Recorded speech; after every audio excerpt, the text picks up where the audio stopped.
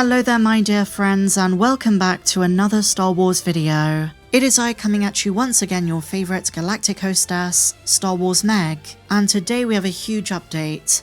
With The Mandalorian and Grogu just around the corner, Marcia Lucas recently gave a very interesting new interview. For those who don't know, Marcia was George's first wife. She herself is a former film editor, and the person usually credited with saving Star Wars in the edit. Although it should be said time and again Marcia has tried to debunk these claims, and she doesn't like when people say she saved the franchise. But because she was there from day one, it goes to reason she knows the franchise better than most, and I suppose what makes for good Star Wars. In light of this, in recent years she's been very vocal against the sequel trilogy.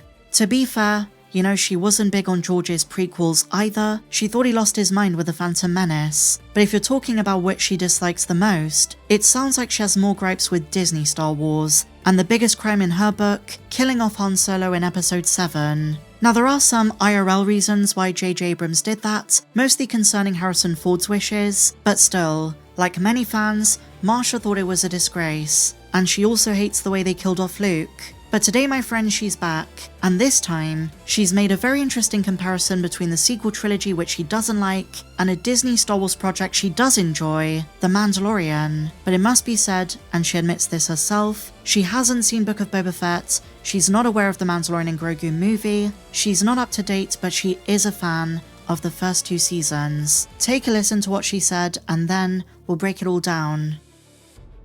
Am I delighted with the films that Disney has made? Not really. Do I like Mandalorian? Yes. I think Mandalorian's great. I really like it. It's a good show. You take a character out of Star Wars, and he's a bounty hunter, and he gets paid to go collect this little baby. And then when he collects the baby, he falls in love with the baby, and he misses him when he has to turn him in, and he goes back and he rescues the baby. That story between that bounty hunter, right? Soldier of fortune, you never see his face, he's wearing a mask, and his affection for that little baby is what drives the story forward.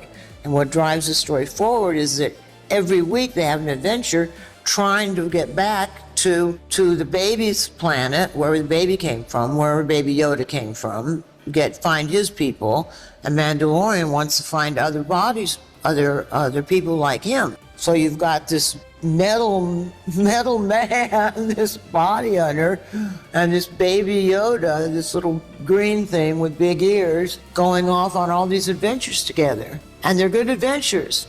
All the things they encounter. I mean, that's what happened in Star Wars. Star Wars had ice planets and cloud planets and desert planets and all kinds of different planets. It's a good story.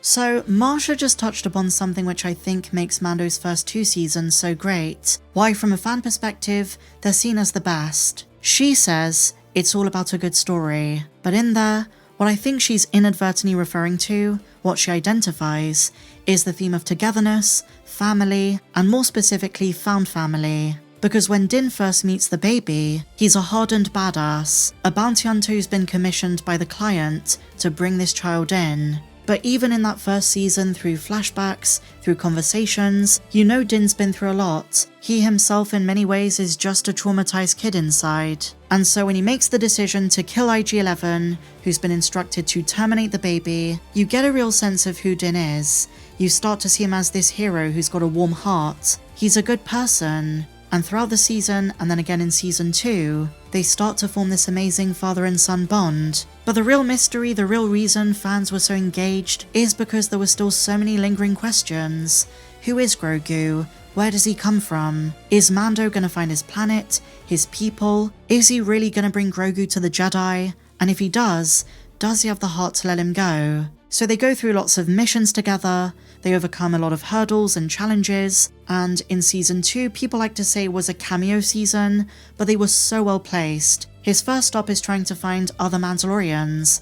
That brings him to Bo-Katan, who then guides him to Corvus where Ahsoka is, and then she guides them to the Seeing Stone of Tython. Grogu reaches out in the Force, and we know by the end of the season, the person who heard the call is Luke. But on Tython, Grogu is kidnapped, Din meets Boba Fett, it all ties together really well, and in the end, they rescue Grogu from Moff Gideon's ship. and Luke, a Jedi, one of Grogu's so-called people in the second season, comes to him. It's an insanely emotional farewell, but it's such a well-crafted story, and it was such a good ending that in retrospect after Book of Boba and Season 3, many fans wonder if that's where the show should have ended, that format of 8 chapter seasons ended with chapter 16, and then Grogu's story continues in either a movie like Mando and Grogu or a separate spin-off. But the biggest criticism fans have is they reunited the two way too soon. Mando should have spent more time apart from Grogu, and Grogu should have spent more time with Luke, even if he was always destined to not become a Jedi. But Marcia's right, that structure, that story, it was perceived as more Star Wars-y than episodes 7, 8 and 9.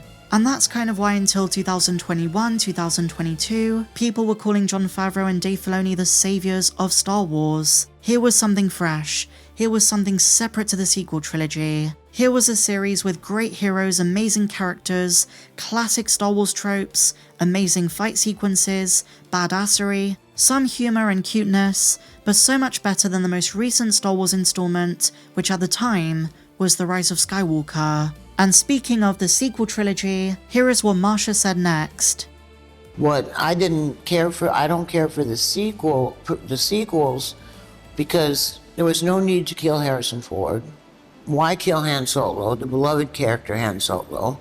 And then at the end of The Last Jedi, they let Luke disintegrate, so they kill off. Luke should have stuck around to be the new Obi-Wan, the new Yoda, the new Jedi Master, to teach the young people, right? They don't think story anymore. Now it's interesting because I do agree with her.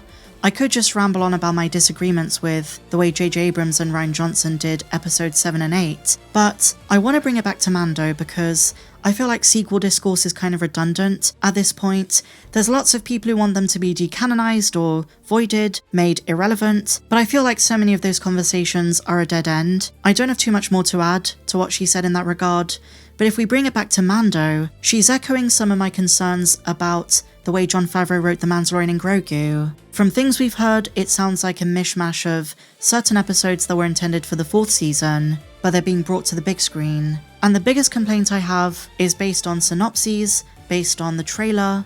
We know nothing about the plot. When the Season 2 trailer came out, which, again, I think is the best season, we knew right off the bat, not just because it was set up at the end of the first season, but also because the very first line spoken in the trailer by the Armorer instructs Din to bring Grogu back to his own kind. I hope the final trailer for the movie gives us something far more substantial, that's all I'm saying. And one final thing for The Mandalorian and Grogu, my friends, this has been making the rounds once again, because a lot of Star Wars news these days is recycled, and a lot of fans think it means doom and gloom for the movie. I have a different take on it. So people are realizing that this is the cheapest Star Wars movie ever made. It's got a budget of $166 million, and fans are saying it's going to look awful, it's going to be atrocious, and I vehemently disagree. I don't know what the movie's going to look like, and I think the story is far more important, but I really don't think the budget says much about the actual quality. It's about the same price for a season of the TV show, which, in some cases, looked amazing, but also notes two very specific examples which fans seem to forget about. If you're talking about sci-fi, if you're talking about fantasy, an amazing film like The Creator by Gareth Edwards had a budget of $80 million, and Dune had a budget of $165. So I don't think this is one of the most concerning things about the film. And from Disney and Lucasfilm's perspective, they're thinking about profit.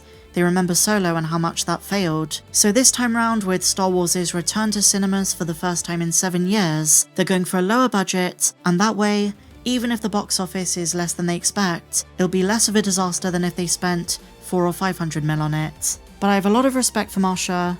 I agree with a lot of what she said, but what do you guys think? I wanted to bring this to your attention, and I'd love to know your thoughts in the comments down below.